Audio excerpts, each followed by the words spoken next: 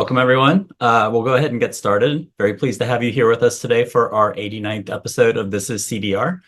This Is CDR is an online event series presented by OpenAir to explore the range of carbon removal solutions currently being researched, developed, and deployed, and to contextualize them for policy proposals OpenAir is working to advance at every level of government here in the United States, as well as in national and subnational jurisdictions globally.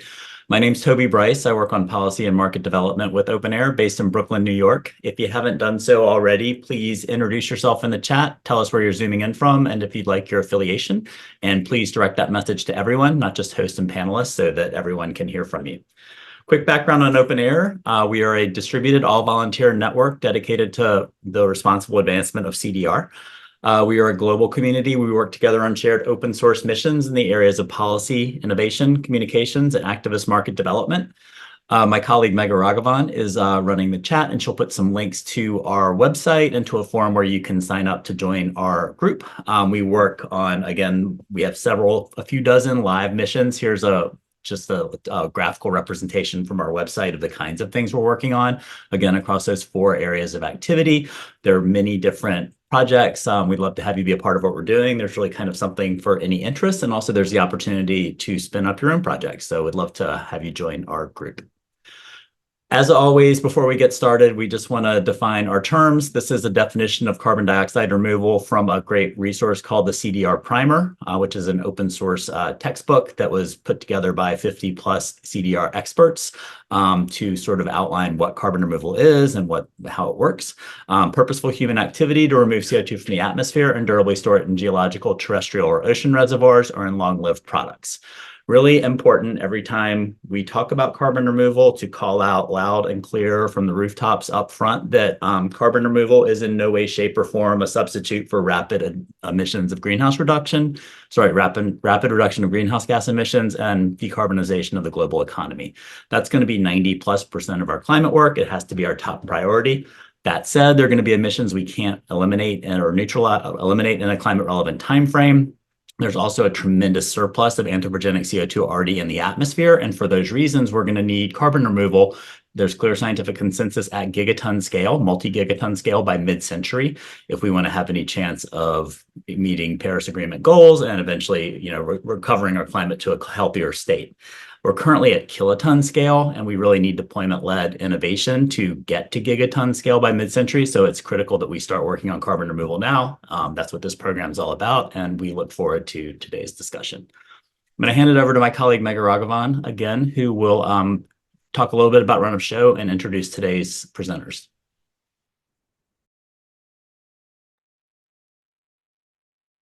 Hi, everyone. I'm Megha. I'm an OpenAir member in London, and I work on policy and market development as well.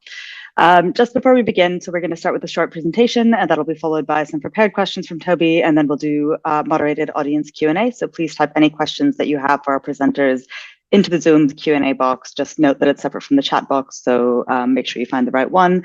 We're also recording the event, and we'll send it out to everyone who registered, and we will be posting it to OpenAir's website and YouTube channel as well.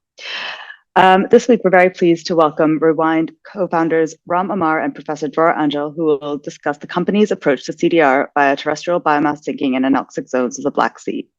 Ram is the CEO of Rewind.earth. His background is in physics, computer science, and entrepreneurship. And since selling his previous startup, Alooma, to Google, he has turned to work on mitigating the climate crisis. He co-founded a think tank and advocacy project for a net zero Israel, started a community of entrepreneurs transitioning to climate tech, and after 3 years of research, has co-founded Rewind. Professor Dror leads the Applied Marine Biology and Ecology Research Group at the Department of Maritime Civilizations at the University of Haifa. He currently studies a variety of environmental issues that affect and are affected by human activities, such as aquaculture and microplastic pollution. His group explores ecological and socioeconomic consequences of invasive species and jellyfish blooms, employs citizen science in the study of jellyfish, and has developed a public website and application for this purpose. The group also studies carbon sequestration as a means to combat climate change and the key scientific processes involved. So when you guys are ready, please feel free to present. Thank you very much, Megha. I'll share my screen. Here we go. Okay, so Our journey started 5 years ago. We decided to go into carbon removal because it seemed pretty clear that we must develop this space, and there's not a lot of innovation there. So there's a lot to do and many solutions to explore. And our intuition, looking at scale and energy, was that we want to find a natural solution that will also be permanent, which is challenging when you're inside the biosphere, and scale as quickly as possible. Long story short, I mean, we went through several ideas, but the one that made the most sense to us and the most pragmatic and can scale starting tomorrow morning was to promote regenerative agriculture and forestry, have more biomass be grown sustainably, collect whatever residual biomass is produced, and again can be sustainably collected without other uses, and ship it to the Black Sea, which is super unique because of its anoxia, and store it on the bottom for thousands of years. Let's start with nature-based. This is a process that happens in all rivers of the world. Just the Danube River, which flows through most of Europe and into the Black Sea, several million tons of carbon is transported, organic carbon transported into the Black Sea every year.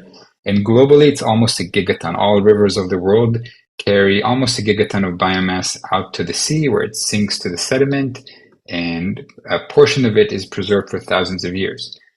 So we looked for the best place to preserve organic matter, and that's when the Black Sea came up with this photo of a sunken ship made of wood that has been on the bottom for 2,400 years. There's a great documentary on the exploration of the bottom of the Black Sea, and many more pictures of these amazing archaeological artifacts. At that time, Dror was my neighbor. I looked for marine biologists, and it's very easy and accessible to go and talk to him and chat with him. And we explored what's special about the Black Sea. And due to its shape, almost completely closed off from the Mediterranean Sea, but not quite. It has a very narrow and shallow connection through the Bosphorus Straits, and a lot of fresh water flowing in and covering the top with a layer of water that is less salty, has a lower salinity, and therefore kind of floats on top of the rest of the water, which is the majority, the bulk of the Black Sea is this deep 2-kilometer body of water that doesn't mix with the surface waters. So there's no oxygen, which limits the biodiversity and the type of living organisms in the water beneath 200 meters. And it also doesn't mix, which creates this amazing preserving environment for organic carbon. And then we asked some pragmatic questions, like how much biomass can we store in the Black Sea? And we looked up its volume in water, translated to mass. It's 540,000 gigatons of water. So if we take about 300 gigatons of organic carbon and try to store it on the bottom of the Black Sea, it would take this square, about 40 by 40 kilometers at 300-meter height, less than 0.1% of its volume. And then we asked, okay, where do we get the biomass, and how much can we find just around the Black Sea? So cumulative agriculture produce is more than 350 megatons per year. That's produce. So all of the residues is probably around that amount. Along with forestry, there's 45.5 million hectares. If we translate it to gigatons of trees, it's between the tens and several hundreds of gigatons of trees. Again, maybe taking just 1% of that, regenerating and creating sustainable residual biomass. That's a lot of carbon. We have a great geopolitical, social, and kind of governmental license challenge. But the story, once we tell it in a scientific manner, it makes a lot of sense. It allows countries that are not on the global climate action front to come and lead with an amazing carbon removal solution, leveraging this amazing natural carbon asset called the Black Sea. We offer improving the local agriculture and forestry practices and bringing in modern techniques. We, from day one, collaborate with all of the marine research institutions in the country, as well as the environmental organizations. We reach out, we explain what we do, we offer our help in raising climate awareness. And then the bottom line to all politicians is, what about the money? That's usually the last question. So most of the money paid for removing carbon in this method will go to the local industry, the farmers, the forest managers who supply the biomass, the truck drivers, the port, the shipping companies, which to us is also feels like a little bit of a climate justice aspect. We usually get asked, like, okay, so what are you as a company? What do you do? And we immediately say that we're not a logistics or supply chain company. We plan to partner with local companies from day one, both to do the transportation, build the facility for shredding and packaging the biomass, using the ships. And maybe the only part of the supply chain that we are going to own is the land on the bottom of the sea, where we plan to take a designated area and instrument it with our MRV system. We want to be completely transparent and measure this supply chain very accurately and with a lot of data, and be able to present everything to whoever pays for this carbon removal, with corporates, or in the future, hopefully countries as well. Everything from where the biomass was sourced, what it looked like on land, how long it traveled on wheels and on ships, what's the chemical composition of the biomass, and what it looks like on the bottom of the sea. If we take one step deeper into our MRV challenges, we divide it into 4. The first one is, how do we provide proof that the biomass was indeed sustainably sourced? Where did it come from? What are the practices that the biomass supplier uses? That's one challenge. The second challenge is, what kind of biomass are we transporting? What is the carbon content? What is the moisture content? And also, was there too much fertilizer application or too much pesticide? Any unwanted chemicals that we want to detect and then throw away and not put in the water? That's another challenge. Another third challenge that I think all CDR companies encounter is, how do we factor in all the supply chain emissions from the trucks and ships and equipment that we use? And for us, the most important, and probably the first MRV challenge that we are putting the most effort on, is, how do we monitor the deep sea, both to quantify the amount of carbon that reaches the bottom and stays for 1,000 years or more? How do we sample in a cost-efficient way and continuously monitor for years and decades on? Our founding team, aside from myself and Dror, which started as conversations when walking around our small community, the person who introduced us to the Black Sea was Peter, who's a longtime colleague of Dror and lives in Germany and has been doing marine environmental impact assessments for about 30 years now. And once we realized that we're going to start a company and what kind of technology we will need, Kobe joined, coming from space sensors and cameras, and using his experience and knowledge in building those type of systems that operate in harsh environments. So he's responsible for the deep sea MRV and all of our tech. We're not a logistics company, but we have a lot of logistics. That's where Eitan comes in with his experience, both managing an aquaculture farm offshore, submersible for about 3 years, and before that managing Israel's recycling operations for about 5 years. And last but not least, Noah. She's our 6th co-founder, coming from environmental entrepreneurship or organic waste treatment, understanding LCA from top to bottom, and knowing how to talk to anywhere from environmental organizations to sustainability leaders in large corporations. Our whole team is a bit larger today, but this is our core founding team.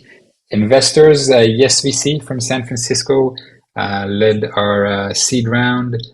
Propeller from Boston and Woods Hole, associated with Woods Hole, joined. A couple of Israeli funds, Mensch and Zora, were part of the Third Derivative Accelerator. Leap Forward Ventures, also from San Francisco, invested in our company. And the Israeli Innovation Authority and Frontier gave us a research and development grant just recently. Here, I'm going to pass to Dror to talk about our science and what we do in order to prove permanence and safety.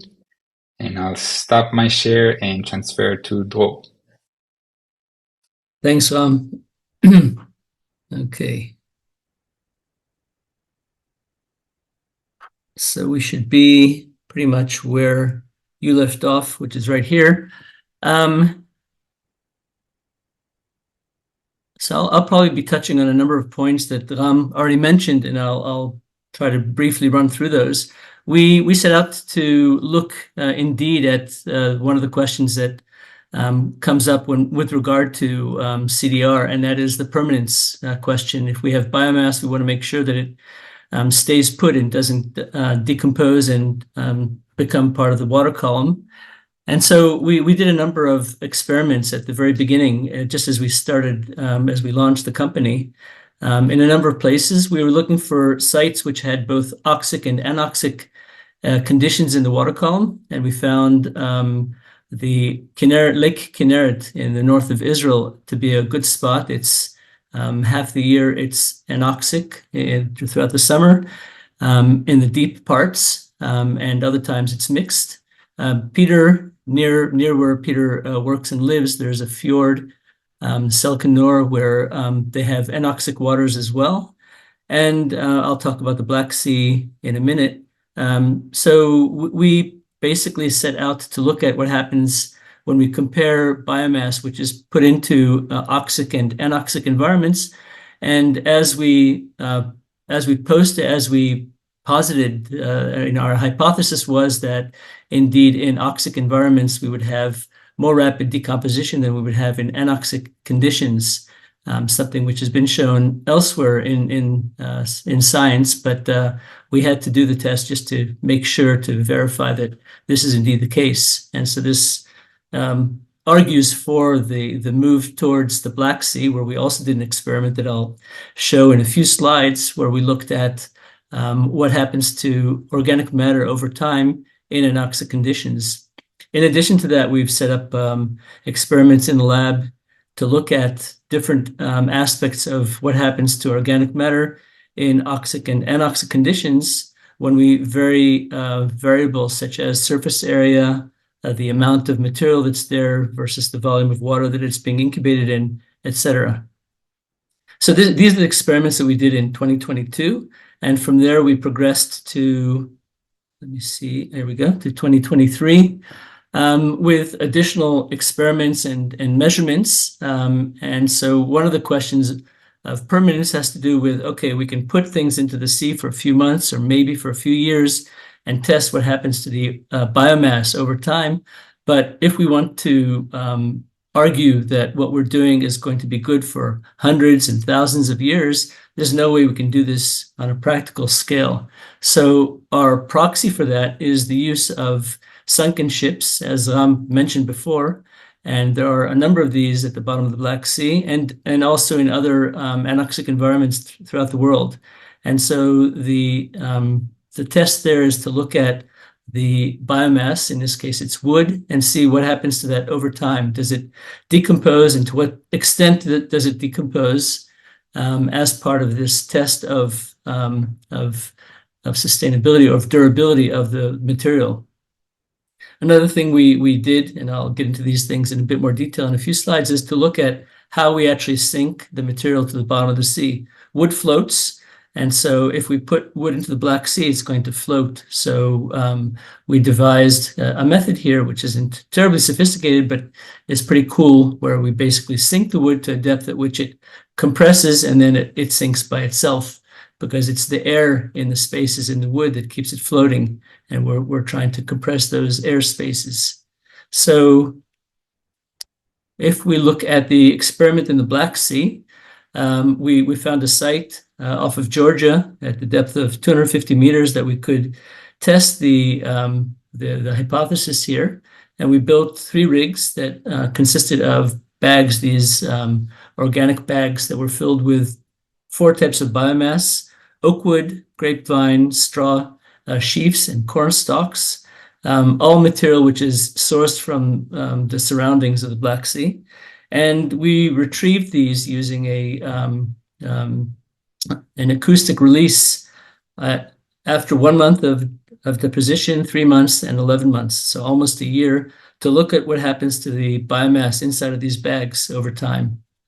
And you can see the situation in the Black Sea on the right. There's a profile, a vertical profile. As you go down at around 150 to 200 meters, it goes from being oxic or hypoxic to anoxic, as you can see in the light blue line. So it goes anoxic at around 150 to 200 meters.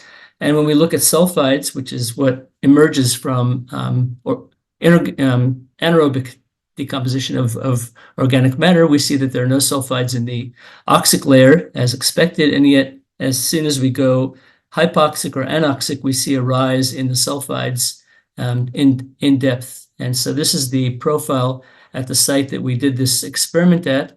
And when we look at the 4 types of biomass, we've got the wood on the top, vine below that, the corn, and then the wheat at the bottom.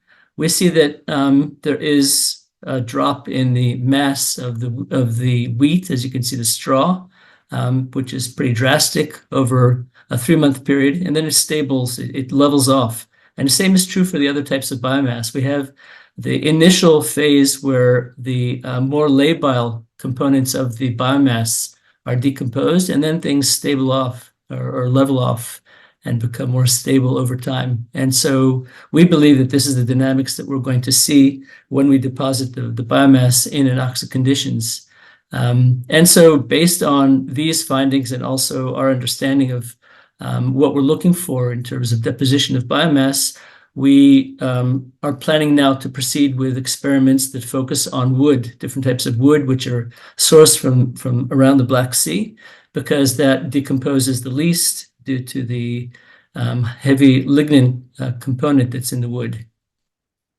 Just to look at some of the concerns that are always raised regarding biomass, which is deposited into the sea, and the potential of anoxic conditions emerging. And in this case, it's not the potential. We know we're depositing into an anoxic environment. What is the situation with regard to methane production? Methane is a much more potent greenhouse gas than carbon dioxide and some of the other ones, and we want to avoid methane release to the atmosphere. And so if methane is generated, and we anticipate that some methane will be generated in the decomposition of the organic matter, if it rises in the water column, it's going to meet the oxic layer and it'll become oxidized by aerobic processes. And if it emerges into the anoxic water column, it'll meet sulfate and become oxidized anaerobically, as it says here. And so the product will be CO2 and sulfides. So this is just some of the traps that exist naturally in the Black Sea to prevent methane release. This is true also in the sediments. We have this situation here where, as I explained before, we've got the entry of a lot of Mediterranean seawater into the Black Sea. The bottom water, saline, heavy, sits on the bottom. It contains a lot of sulfate. And so as long as we have sulfate, as I just said, we have a lot less methane being generated and entering the water column. In this case, we're looking at the sediments. And as we go into the sediments, this is a scale of centimeters, so we're going down a couple of meters. We find that there's very little very little methane in the upper horizon, in the top parts of the sediment. And as we go deeper, we get some methane being generated. And that's partly due to the fact that we have a lot of sulfate in the water above and also in the pore water in the upper parts of the sediment. And as we go deeper, that sulfate is being used by sulfate reducers and being reduced and converted to sulfide, as we spoke earlier in the water column. And so it's this sort of process which also guarantees that we're going to have little methane being released from the sediments. In addition to that, because we're talking about depositing the organic matter to deep waters, which are dark and cold and under a lot of pressure, we anticipate that the methane, if methane is released from the sediments, it'll turn into methane hydrates, these clathrates that are basically crystals. And so it won't be dissolved methane. As we go deeper, we anticipate that the decomposition is going to be slower. As you can see here, sulfate reduction which is what drives a lot of the organic matter breakdown in these anoxic horizons in the anoxic parts of the Black Sea, is dominant, and even the sulfate reduction rates decrease as you go deeper. And these are measurements taken back in the 90s, and we anticipate that this is also going to help us preserve our organic load at the bottom of the Black Sea.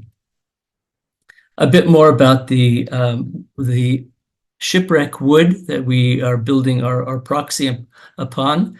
We know that cellulose is more labile, lignin is more refractory, which means that the lignin is difficult to break down in general, and even more so in anoxic conditions. We need oxygen in order for lignase, the enzyme that breaks down lignin, to operate. In the absence of oxygen, the lignin is mostly going to remain.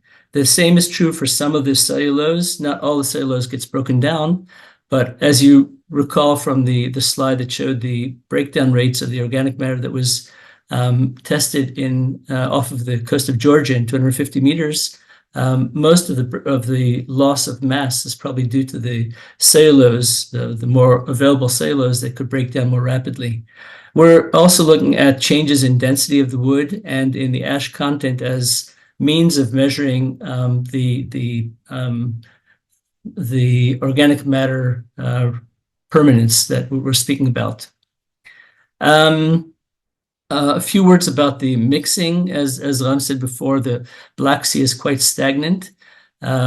Measurements that have been done of the different layers. First of all, the surface layer is light. The deeper layers are heavy. There's very little mixing between those deep layers and the surface layers. As we look at the water column, what we're interested in is the absence or the minimization of dissolved compounds that are the result of the breakdown of the organic matter going up in the water column towards the surface. Measurements or testing of the Black Sea water, of the deep Black Sea water, estimate anywhere between 400 and 2,000 years as the age of that water, which means that it's been down there for a long time. It doesn't turn over very rapidly. Getting to the wood sinking experiment that I mentioned earlier, the idea is to take the biomass that we're depositing, and if it floats, to bring it down to a depth at which the biomass compresses. We tested this in the Med off the coast of Israel, and sure enough, as soon as we reached the depth that the wood became compressed sufficiently, as you can see here in camera shots underwater, here, the wood was floating in the bag and going to the top of the cage. Here, the wood became crushed, and as it became crushed and more dense, it fell freely from the box down towards the sediments. So I think that with that, I'm going to pass this back to Ram. So I'll do a stop share here and allow you to continue with another 1 or 2 slides.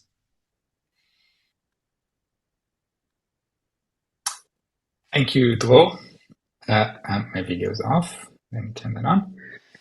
I think the last thing we wanted to end with is this is an LCA we did, kind of like back of the envelope, or took basic calculations, pretty modest assumptions on how much emissions would result from collecting biomass from the field, transporting it by truck, distance of about 200 kilometers.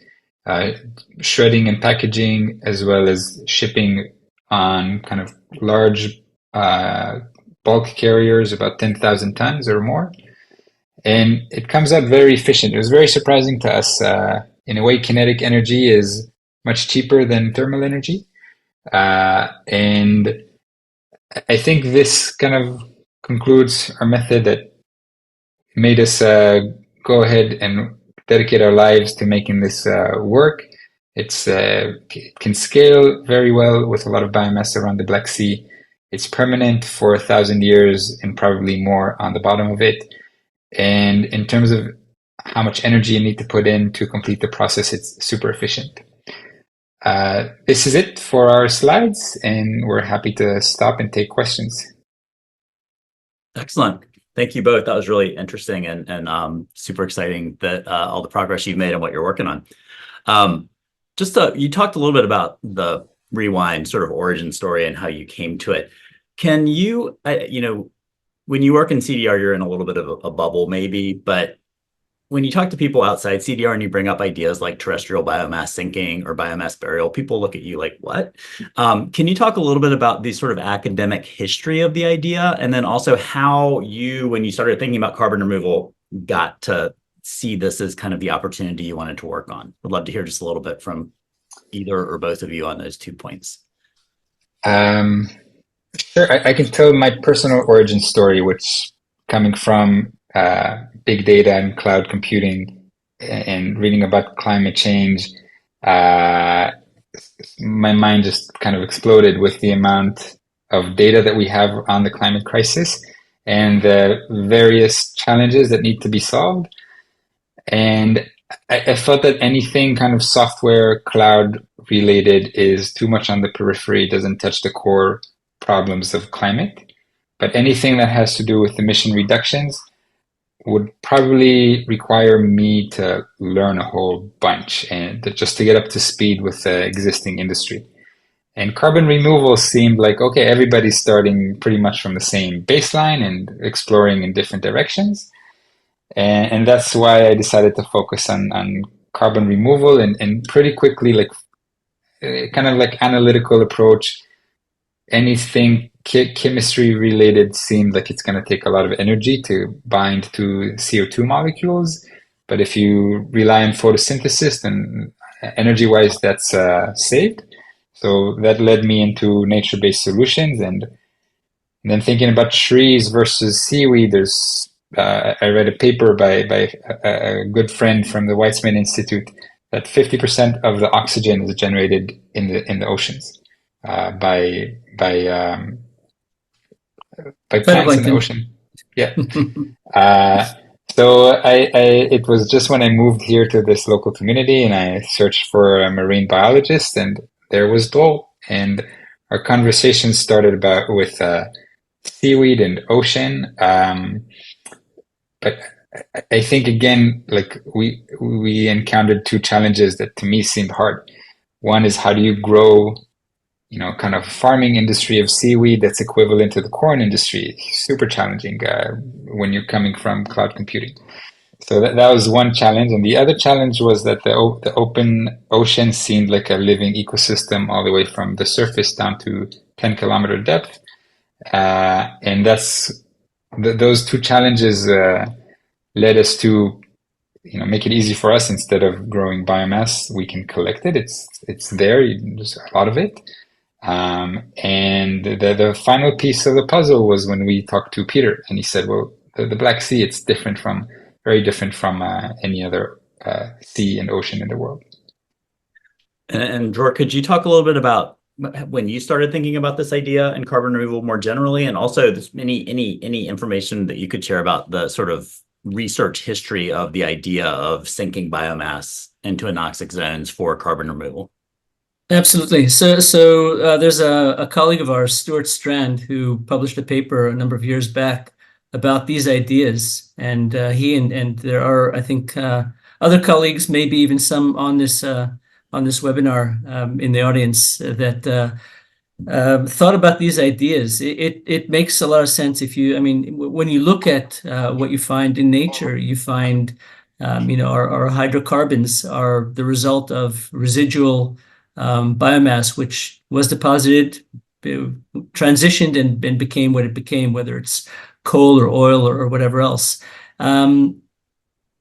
That's the really cool thing about depositing biomass as opposed to doing one of the other CDR methods is that the work of capturing the carbon has already happened. Now we're just taking it and we're making sure it's not going to become oxidized and turn back into CO2 or methane or whatever else. So this is what this is, I think, one of the really cool things about this project and this approach.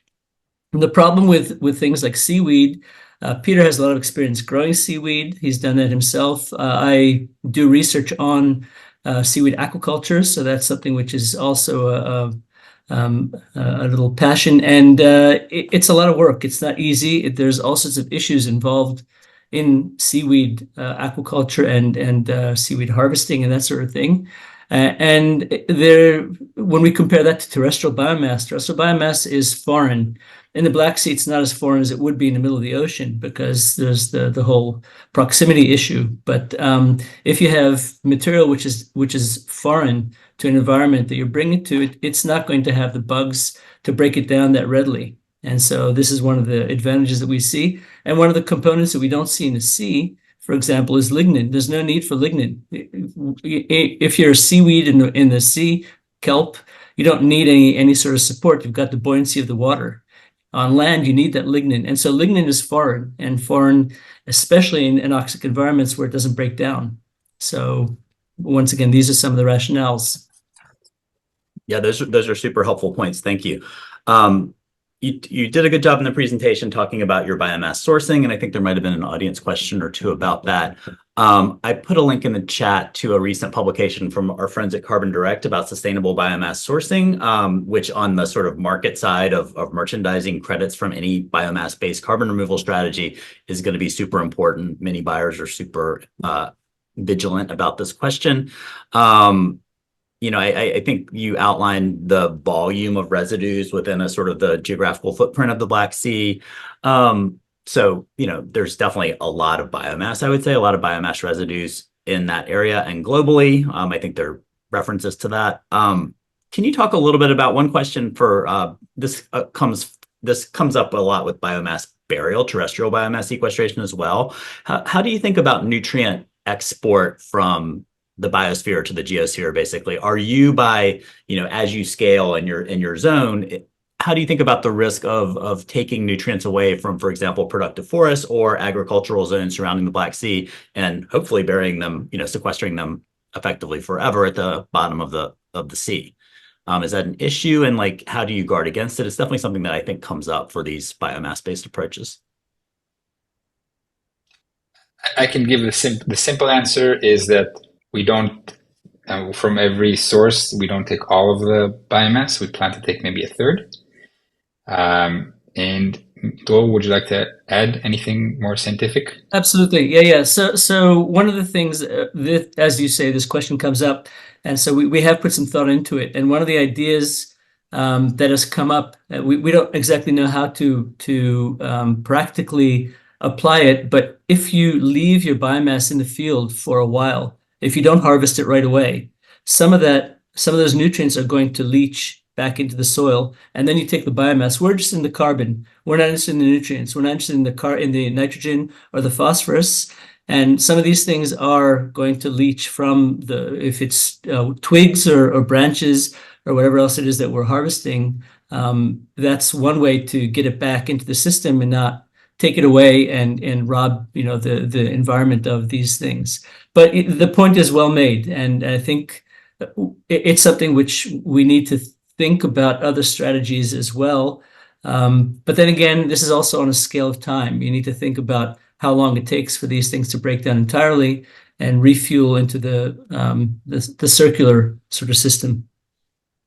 Thank you. Yeah, it's definitely a question that comes up quite a bit, and I think that at scale it may become an issue that needs to be monitored and considered. Certainly at small scale it's not an issue, but we do need to plan ahead for when we do scale these approaches. I thought you did a great job talking about the risk of methanogenesis, explaining the sulfate situation down there in the anoxic zones, which I still don't fully understand. Two questions on carbon storage in these zones. Number one, you talked about the resistance of lignin to anaerobic decomposition. Is there a greater risk of methanogenesis if you're sinking crop residues, which is, I think, something that you've said that you might do eventually? Since they are have no lignin or effectively no lignin or less lignin? So this is where we bring in the second part of the equation, so to speak. If we look at mixing, even if our biomass has no lignin and it's all, let's say, cellulose and that sort of base, and it decomposes and it becomes from organic carbon, it turns into inorganic carbon, which would include CO2 and other things. As long as the water column or the water doesn't mix and go from the deep 2 kilometer region or 1 kilometer region to the surface, it stays down there. And this is also the basis for a lot of the thought with depositing biomass into the ocean. It's deep ocean. Even if it decomposes, it'll take it a long time to come up to the surface. And what we have is really, it's a race against time. So if we can keep the greenhouse gas situation from extending beyond what it is or it's going to become, by doing this at scale, we have a chance of slowing down that ticking clock. I think also like another kind of our approach is to test and measure it and see if there's any methane and it's becoming a risk of re-emission of methane, then we're not going to do it. And we're starting with wood because of the lignin and because of the breakdown rate that we have seen already. But we're still going to experiment and continue researching with any type of biomass. And it's interesting because I just, to add a word, I had a conversation just the other day about methane, and there's a whole new wave of methane fixation thinking. What do we do about the methane? It's there. Can we fix it? And I know in the US, it's something which is becoming more and more popular. So this is something which we're also going to dedicate in Rewind. We'll dedicate some attention to that as well. It's an up and coming field. And what I have plenty to talk about on the carbon storage front, but I want to get to the audience questions. So I want to touch on two other points. Verification. You're developing your own methodology. You didn't mention this in the presentation, but it's quasi-public since you mentioned it in your Frontier application, that you're working on with Puro or possibly others on an aquatic storage of biomass methodology. Puro has a terrestrial biomass or storage of biomass methodology that's in its second version now. So there would be some common elements, at least on the biomass sourcing side. Can you talk about that methodology development and specifically how, as you scale and sort of commercialize, what would the plan be for third-party independent verification of delivery? So one, it was important for us to work with a third party on developing the methodology. So it's not just like we made it up and we did it ourselves. So we're working with Puro. We're also working with a couple of other partners to continue doing that same verification. There's a bit of a challenge, from the third-party verifiers or certifiers, whether to say, okay, let's do something very specific to the Black Sea because it's so unique in its permanent anoxia, lack of mixing, sheer size, or try to design a methodology that's more general, includes not just woody biomass, but terrestrial as well as aquatic biomass and sinking in various aquatic environments. So we're still navigating this journey with our verification and certification partners to see, are we going to do something narrow or broad? We hope for our needs to have a methodology that's certified for us, that's only specific to the Black Sea. But we're happy to collaborate with anyone. We think it should be open and trusted by the community.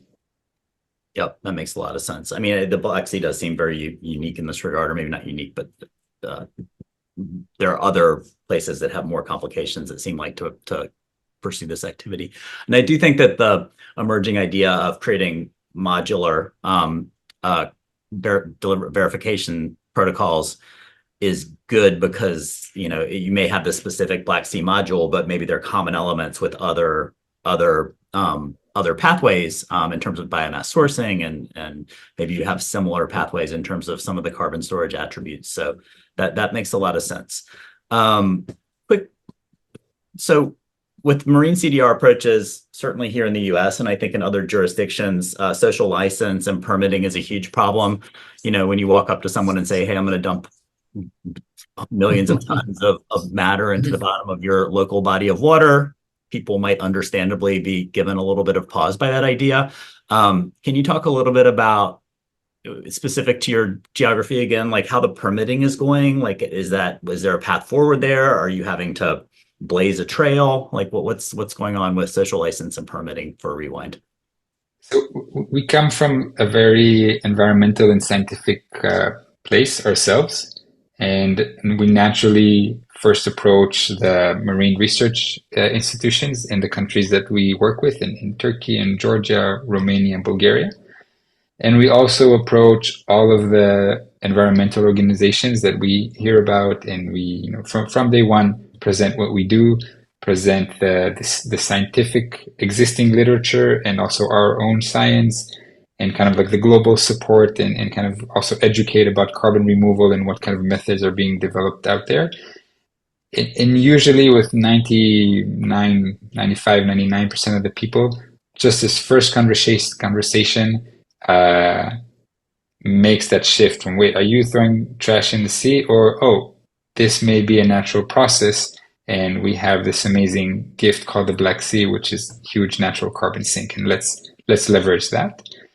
I think once you have the scientific support from the local country, and I don't think I know, and you have the environmental movement also supporting you, then communication with the local Ministry of Environment, Ministry of Climate, Ministry of Economy, it becomes much easier, because we can always say, well, talk to your own scientists, talk to your own environmental activists, and if they bring up any objections, we're very happy to address it and work with them on mitigating or measuring or doing whatever additional science required.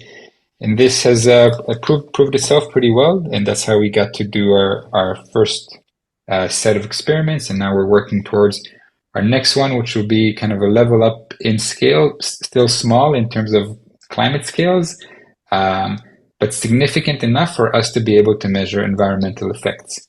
If we just put 1 ton in the huge Black Sea, a sensor is accurate enough to measure any difference. So we're going to put a bulk of biomass and take water samples and sediment samples, and follow what happens over the course of about 6 months, compare it to a control site a few kilometers away, and then continue growing from that stage onwards. Got it. Excellent. So step by step. Sounds great. Lots more questions. I encourage everyone, I put a link in the chat to Rewind's really excellent Frontier application, where you can get a lot more detail on all of these topics. So great place to learn more. I want to hand it over to Mega, because we have some really good audience questions coming in, and would like to cover as many of those as possible with our remaining 10 minutes or so. Great. Yeah, we've got quite a few. I'll start with one on kind of the numbers and the scale that you think you can get to. So I think you mentioned at the very beginning that 1 gigaton of biomass is transported by the rivers of the world. How do you get to that number? And is that kind of related to the scale that you think you can achieve with this kind of project? Yeah, well, the specific question was the reference for the article, and just shoot me an email and I'll send it to you. My email is simpleram@rewind.earth. And how do we plan to get to this scale? So we mapped local tree-based agriculture, and we mapped forestry. And the first goal is to get to about 1 million tons per year, and that's totally doable with the existing agriculture, even in just one of the Black Sea countries. And then growing from there. In Europe, I think different from the States, there's a big question of, should biomass be used for energy or for other purposes? This is something that we strongly believe that biomass is best used for carbon removal because of the alternative cost. It's so much cheaper to produce energy in other ways, and it's so much more expensive to capture and store carbon in other ways. But I think Europe as a whole, as a country, needs to go through a process. It's something that we're working on. And maybe one other approach that we're thinking long term, and I touched it a bit in the beginning, is to work with reforestation projects, bring them in, help them, maybe even fund them as part of our carbon credit model.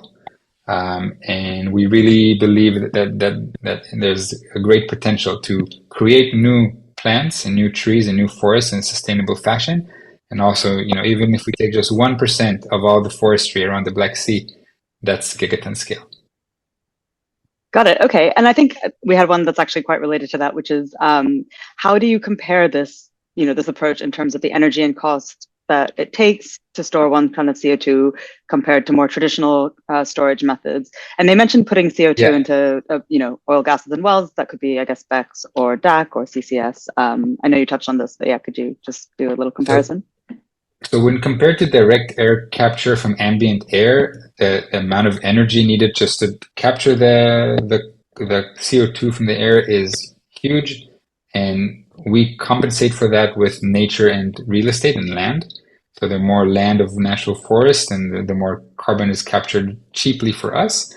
And now, in terms of how much does it cost to get it to the deep sea? Well, we demonstrated that it sinks with gravity. So we don't have to compress it and put a lot of energy into pushing it down to that sink depth.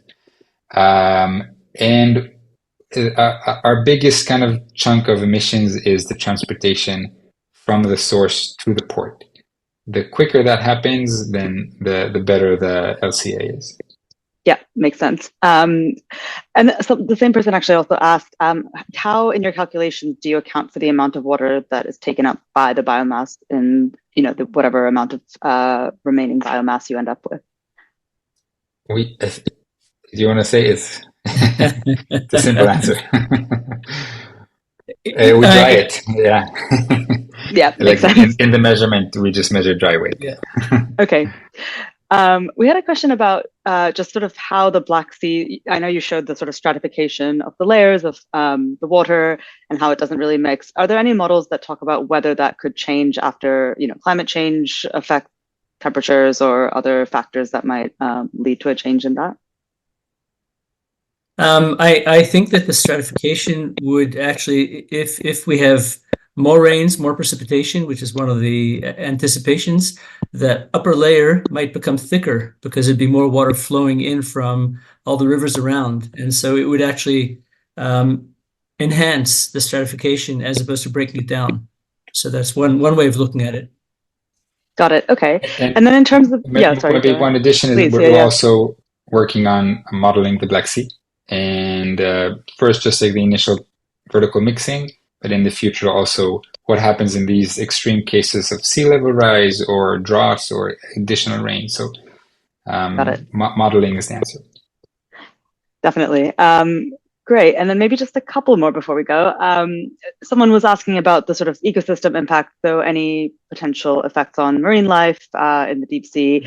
And they kind of cited the deep sea engineering projects like mining and CO2 storage in certain lakes and how those have had negative impacts. So is that something you've been able to explore? And what have been your observations if so? We plan to do it. We haven't gotten around to it yet. The situation is as soon as you go below the upper 200 meters or so of the oxic zone, you go into a transition zone, which is hypoxic. There's very little oxygen there, and there are some sulfides, as we saw in those diagrams. And as you go below that, you go into anoxic and very sulfidic waters. They're not very conducive for higher forms of life.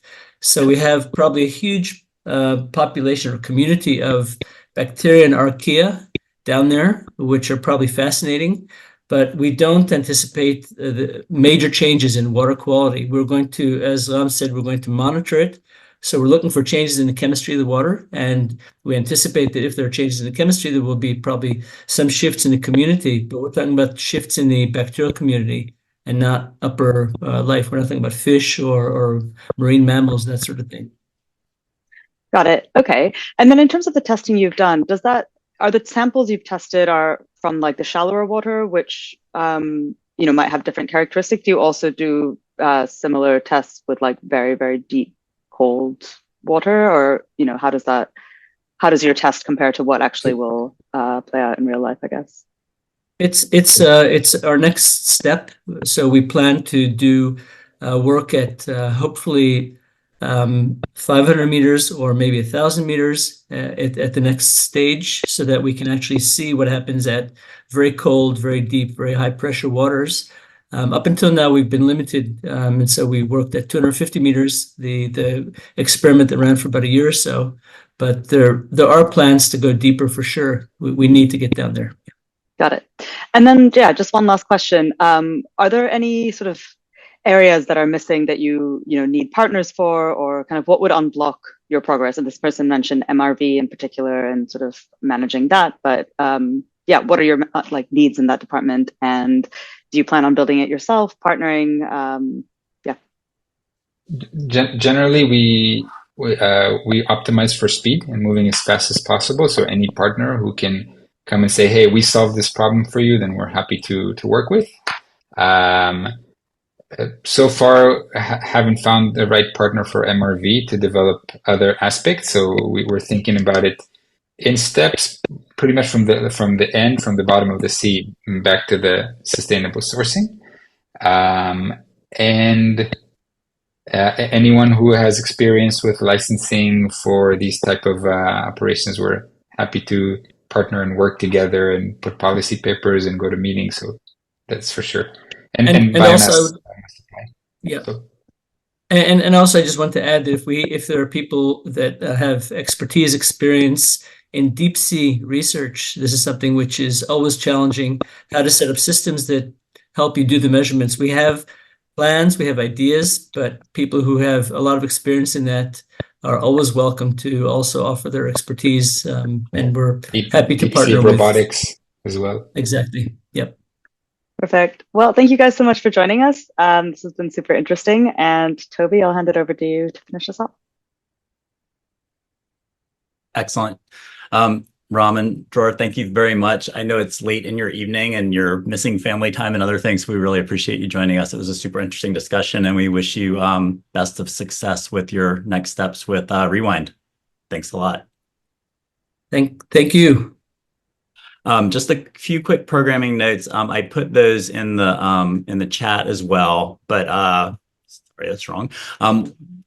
COP is winding down. Our colleague Mega has done an amazing job hosting daily briefs at COP, and all of those and more content are featured on the website carbonremovals.org, so you can see what's happened, what is still happening in the final moments of COP, and then it will be kind of a great evergreen resource for carbon removal related content in this sort of supranational context of the UNFCCC and the Paris Agreement.